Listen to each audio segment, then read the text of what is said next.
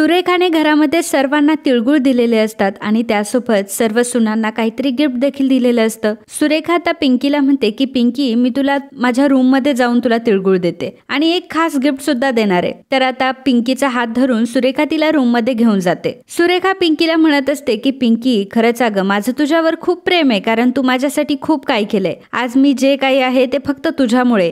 तू माझ्यासाठी तुझ्या सासूबाईची सुद्धा लढली, तू मला बरं केलंस, खरंच मी तुझे उपकार कधीच विसरणार नाही. तर पिंकी म्हणत असते की असू द्यात मावशी, त्याचं काही नाही एवढं. सुरेखा पिंकीला तिळगुळ देते आणि सोबत एक बॉक्स देखील देते आणि पिंकीला म्हणते की हा बॉक्स उघडून तर बघ एकदा ह्याच्यामध्ये काय आहे. पिंकी जेव्हा तो बॉक्स उघडून बघते तेव्हा त्या बॉक्स मध्ये एक महागडा हार असतो. पिंकी म्हणते की हे कशाला, हे मी नाही घेऊ शकत, हे खूप महागड आहे. तर म्हणते की अगं मला एवढी सोन्यासारखी सून मिळाली म्हटल्यावर या सोन्याची काय किंमत माझ्या सुनेपुढे, राहू दे, मी पैशांची किंमत म्हणून तुला देत नाहीये, तुला प्रेमाने देतीये. परंतु म्हणते की नाही, माझ्या तत्वात तर हे काही बसत नाही आणि मी हे घेऊही शकत नाही. परंतु सुरेखा तिला खूप फोर्स करत असते आणि म्हणत असते की नाही नाही, तुला हे घ्यावंच लागन. शेवटी पिंकी आता ते घेण्याचं ठरवते. परंतु सुरेखा म्हणते की आता इथून पुढे मला माहिती आहे की तू माझी अशीच मदत करशील. आता मात्र सुरेखाचा डाव पिंकीच्या चांगलाच लक्षात येतो आणि पिंकी आता सुरेखाला म्हणते की अच्छा, म्हणजे तुमचा असा डाव आहे, तर एका हाताने तिळगुळ देण्याचा आणि दुसऱ्या हाताने लाच देण्याचा.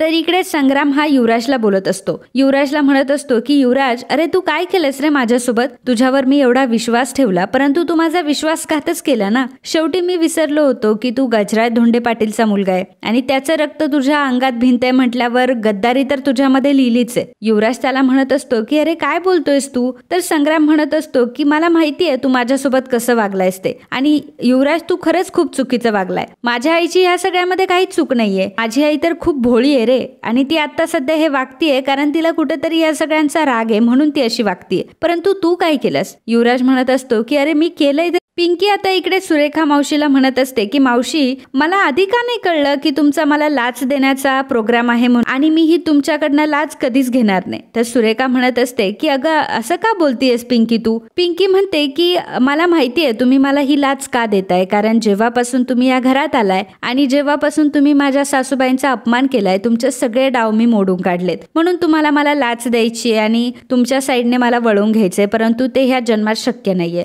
सुरेखा म्हणते की हुशार आहेस, बरं झालं तुला लवकरच ह्या गोष्टी सगळ्या समजल्या. पण सुरेखा म्हणत असते की तू मला ताईपासून न्याय मिळवून दिलास, तू ताईशी भांडलीस माझ्यासाठी, माझ्यावर एवढा अन्याय होत होता, तू माझी बाजू घेतलीस आणि आता तुझ्या सासूबाईची तू एवढी का बरं बाजू घेतीयस. ती म्हणते की हो मान्य मला की सासूबाईंनी तुमच्यावर अन्याय केला, मी हे कधीच विसरू शकत नाही. पण सुरेखा मावशी, तुम्ही जेव्हा बापूसाहेबांसोबत लग्न केलं तर ते विवाहितच होते ना, आणि तुमच्याच बहिणीशी त्यांचं लग्न झालं होतं ना, पोरं बाळ सुखाचा संसार होता त्यांचा. आणि मग एका स्त्रीच्या मनावर काय आघात झाला असेल याचा तुम्ही विचार नाही केलात का. तेव्हा तुम्ही त्यांचा संसार मोडला नाही, म्हणून आता तुम्ही त्यांचा संसार मोडताय. ही कुठली विकृत बुद्धी आहे. माझ्या आणि माझ्या सासूबाईंमध्ये कितीही मतभेद असू दे, परंतु यावेळी मला माझ्या सासूबाईंची बाजू योग्य वाटते, आणि जर त्यांच्या सुखाला कोणाची नजर लागत असेल ना तर पिंकी काही गय करणार नाही कोणाची, मग ती व्यक्ती कोणीही असू दे. तेव्हा सुरेखा म्हणते की बस झालं तुझं, खूप ऐकून घेतलं, आणि कोणाची बाजू घेते. ती व्यक्ती नाहीये, कैदाशीने कैदाशीन. तिने माझ्यावर किती अत्याचार केले हे तुला नाही माहिती, आणि तिने कधी मला माझ्या मर्जीप्रमाणे वागूनही दिलं नाही. होती मला चांगलं राहण्याची आवड होती, चांगलं चुंगलं खाण्याची नेसण्याची आवड होती, पण तिने माझी कधी आवडच पूर्ण करू दिली नाही. माझे पंजाबी ड्रेस होते तिने सगळे जाळून टाकले. घरात काम करणाऱ्या ज्या बायका होत्या त्यांच्या साड्या तिने मला नेसायला दिल्या. मग तुझ्या दृष्टीने ही विकृत बुद्धी नाहीये का, तरी सुद्धा तू तिची साथ देणारस. युवराज इकडे संग्रामला म्हणत असतो की संग्राम, अरे किती विकृत बुद्धी आहे तुझी. लहानपणी आम्हाला मावशीने जे प्रेम दिलं त्याच मायेने आम्ही त्यांची सेवा केली आणि त्यांची मदत केली, आणि या गोष्टीला तू इमोशनल ब्लॅकमेल म्हणतोयस. बापूसाहेबांच्या वागण्याला आम्ही तर बळी पडलो, परंतु तूही बळी पडलायस. अरे सुरेखा मावशीने जर थोडंसं समजावून घेतलं तर आपण किती गुण्या गोविंदाने राहू शकतो. तेव्हा संग्राम म्हणतो की खूप गोड बोललास हा तू. हे बघ, तू गोड गोड बोलून ना माझ्या आईला फसवू शकतो, पण मला फसवू शकत नाही, आणि माझ्या आईला जर हर्ट करण्याचा तू प्रयत्न केला तर माझ्या इतकं वाईट कोणीच नाही, एवढं लक्षात घे. युवराज म्हणतो की त्यांना बरं करण्यासाठी आम्ही एवढे प्रयत्न केले आणि आता आम्ही त्यांना हर्ट करणार आहे का. जरा माणसं वाचायला शिक. आणि त्या दिवशी जेव्हा तुझी शुद्ध हरपली होती तेव्हा तुला इथे कशा अवस्थेत आणलं ते तुला माहितीये का? तू तर शुद्धीवर पण नव्हतास, ते कोरखडा सुद्धा आणून दिला नाही, जीवापाड जपलं तुला. आणि तू हा असला विचार करतोयस, विचार कर संग्राम की तुझ्याबद्दल आमच्या मनात काय भावना आहेत ते. पिंकी सुरेखाला म्हणत असते की सुरेखा मावशी, तुमच्या ह्या गोष्टीमध्ये मी अजिबात तुमच्या सोबत नाहीये आणि मला मान्य आहे की तुमच्यावर अत्याचार झालाय, परंतु त्यामुळे तुम्ही कोणाचा तरी संसार खराब करायचा हा अधिकार तुम्हाला नाहीये. सुरेखा म्हणत असते की अगं पिंकी, तुला कळत कसं नाहीये, आपल्या दोघींचीही शत्रू एकच आहे. अगं जर आपण दोघी एकत्र आलो ना तर त्या सुशिलाचा आपण चांगला बदला घेऊ शकतो आणि सगळी सुख मी तुझ्या पायाशी आणून ठेवेल, तू मला साथ दे, नाहीतर भोग तुझ्या कर्माची फळं. का तिथून निघून जात असते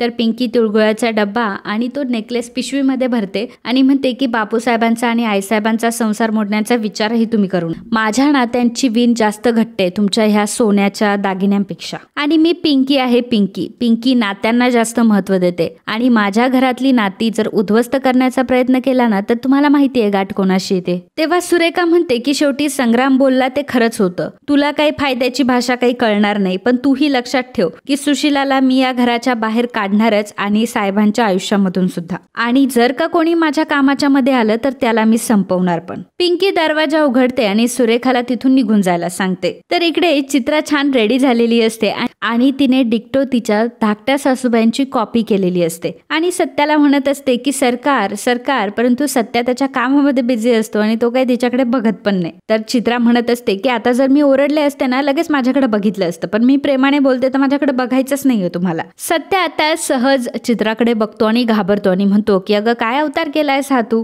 आता ह्या अशा अवतारात तू बाहेर जाणार आहेस का? तर चित्रा म्हणते की हो. सत्या म्हणतो की ह्या अवतारात जर आईने तुला बघितलं ना तर चांगली कान शेकेल तुझे, आणि तुला चांगलं माहितीये की आईला असली थेरं अजिबात आवडत नाही. तेव्हा चित्रा म्हणते की तसंही त्यांना कोण विचारतंय. सत्या म्हणतो की काय बोललीस तू? चित्रा म्हणते की आता सुरेखा मावशी एवढ्या नटून थटून राहतात तरी त्यांना बोलण्याची हिंमत आहे का त्यांची, आणि आजपासून मी सुद्धा अशीच नटून थटून राहणार आहे. तसंही थोरल्या सासूबाईला कोण भीक घालतंय. तर सत्या म्हणत असतो की चित्रे तोंड सांभाळून बोलायचं हा, आणि आज तू जे काही आहेस ना ते माझ्या आईमुळे. तेव्हा चित्रा म्हणते की काय आहे मी, तुम्ही सर्वांनी मला नोकरानी बनवून ठेवलंय. आजपर्यंत तुम्ही काय दिलं मला? काहीच दिलं नाही. आजपर्यंत तुम्ही मला कधी साडी दिली? साडी सोडा, रुमाल सुद्धा तुम्ही मला कधी दिला नाही. त्या संग्राम भाऊजी आणि सुरेखा मावशीला शिव्या देण्यापेक्षा 4 गोष्टी चांगल्या शिका त्यांच्याकडनं आणि 4 पैसे जरा कमवायला शिका. सत्या म्हणतो की खूप ऐकून घेतला चित्रे तुझं, परंतु या अवतारात मी तुला बाहेर पडू देणार नाही. चित्रा आता तिच्या हातातल्या बांगड्या काढून फेकत असते आणि म्हणत असते की हे घ्या दागिने आणि घाला तुम्हीच.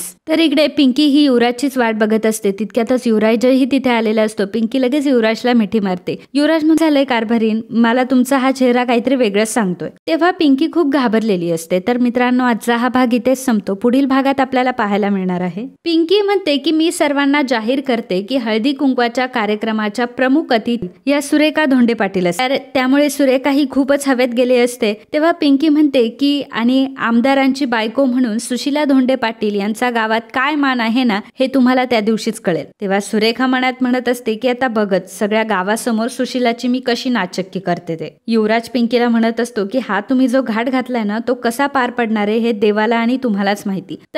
तर मित्रांनो असेच मराठी मालिकांचे डेली अपडेट बघण्यासाठी आत्ताच आपल्या चॅनलला सबस्क्राईब करा आणि हा व्हिडिओ तुम्हाला आवडला असेल तर व्हिडिओला लाईक आणि कमेंट करायला अजिबात विसरू नका. धन्यवाद.